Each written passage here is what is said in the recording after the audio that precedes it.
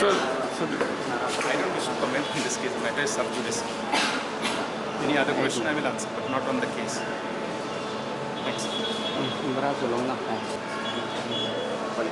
Today, I mean, the evidence was taken from the complainant who had first seen the body. So that evidence is part of the process of the court gathering all its facts, right, before coming to any conclusion.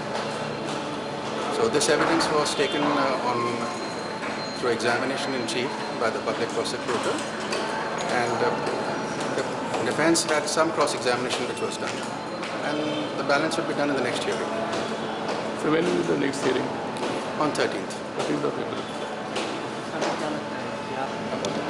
First is all the evidence, the facts have to be gathered, and after that only one will have some idea about where the conclusion could be.